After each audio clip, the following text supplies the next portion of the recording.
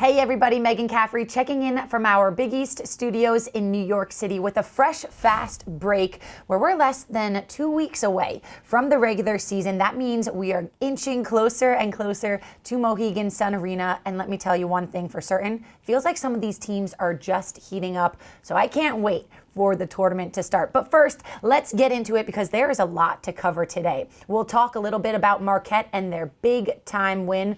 Also, the NCAA released their first top 16 tournament reveal. We'll get into that in just a bit. And also, we will highlight a very special National Girls and Women in Sports Day celebration. But first, we have got to start on the main line where Villanova's Maddy Siegrist is not only continuing to break records, but really solidify her case for National Player of the Year. This past Saturday in the Cats' win over Seton Hall, not only did the senior break the single game scoring record with 50 points, she also became the league's all-time leading scorer, finishing the night with 1,550 career points. To put that into perspective of what Siegrist has been able to do this season, the forward is leading the nation in scoring, averaging just under 28 points a game, and her 50 ball against Seton Hall was the most by a Division I player in both men's and women's this season. She spoke with our own Lisa Roman after. Check it out. 50 points. Maddy, you didn't just break records, you shattered them today. Single season, Villanova record, Big East record. What emotions are you feeling right now? I had no idea coming into this game. I was just getting ready for the game, knowing Seton Hall is such a tough team and they have so many good players. That's all I was thinking about. And then, the way the game was just flowing, I was feeling it a little bit. And then, Brooke Mullins, you gotta just keep going. So, it's all my teammates, really. After it happened, you got subbed out. It was like halfway through the fourth quarter at this point. The stadium is chanting MVP. What did your teammates say to you? Oh, they're just giving me hugs, just say they're proud of me and stuff. And I'm proud of them too. I wouldn't be the player I am without them or my coaches. Moving on to Marquette, where the Golden Eagles are coming off of a historic win over fourth-ranked UConn. Just their second top 5 win in program history. And get this, both of those wins have come this season. After the game, head coach Megan Duffy saying, "I'm just speechless in some ways, but really, I'm just incredibly proud of these women and what they did."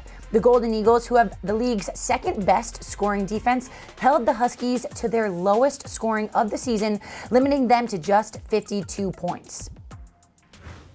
Just this past week, the NCAA revealed their top 16 tournament teams, and 2 Big East women's squads were represented in it, with UConn as the number 4 overall seed and Villanova as the 15th overall seed. Now, if the season did end as of that reveal, both of those squads would host an NCAA tournament game. There will be one more reveal before the end of the season, but it does go to note the national recognition the Cats are getting this season. Yes, they do have the nation's leading scorer in Maddy Siegrist, but also their rankings in the AP and coaches poll at 14 and 15 respectively are their best since 2003. Speaking of Villanova and Marquette, the two teams actually played one another on National Girls and Women in Sports Day on FS2 and were part of a really special broadcast where everyone from the utilities to the production truck to the referees to the announcers were females. I was actually on the sideline that game and it was a really special broadcast to be a part of. The game was also included in a full day of events to celebrate National Girls and Women in Sports Day. Here's a highlight of the full day. Welcome inside Finneran Pavilion. Silk Hunter joining us for our female forward broadcast.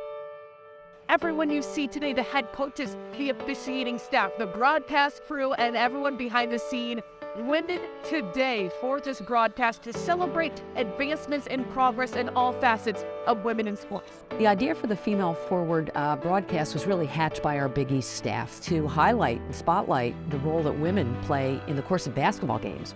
To see now how women are so entwined with sports in so many different ways, whether it's playing, whether it's coaching, whether it's officiating, whether it's behind the camera, in front of the camera.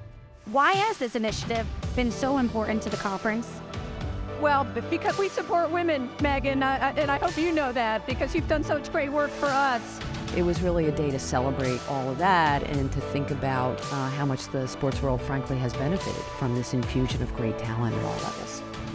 tomorrow, Kim Adams hosted a panel, the Women's Leadership Panel, here at Villanova that featured speakers such as Christine Dorfler, the CFO of NBC Sports, Christy Hedfett, the Executive Director of Playfly Sport Properties, and Laura Price, the COO of the Philadelphia 76ers. It was a wonderful way to highlight, again, the important role that women are playing in the sports world. And the Big East has now 22 sports that we sponsor. 12 of them are women's sports. We've really put a stake in the ground in terms of supporting the female student athletes in our league, 3,000 of them across our 11 schools. Because I didn't have many women to look up to when I was coming up the ladder, I sort of take this personally. I really do feel a responsibility to make sure that the women who are following have a chance to learn, to grow. So if we can make their journey easier, then we will have done our jobs.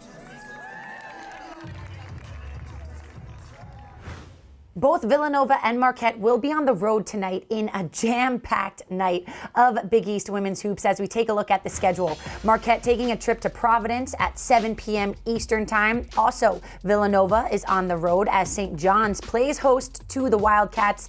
And then UConn is hosting Creighton. The Jays are on a 6-game win streak entering tonight. That game is at 7 p.m. Eastern Time on SNY. Turning to Saturday, hoops continues on. A big game for the UConn Huskies as they travel to Villanova at 2:30 in the afternoon on East Coast time. That broadcast is on Fox Sports, Big Fox. We can't wait for that one. Rest of the day tips off at noon Eastern time with DePaul and Providence. You can catch that one on the Big East Digital Network on Flow Sports.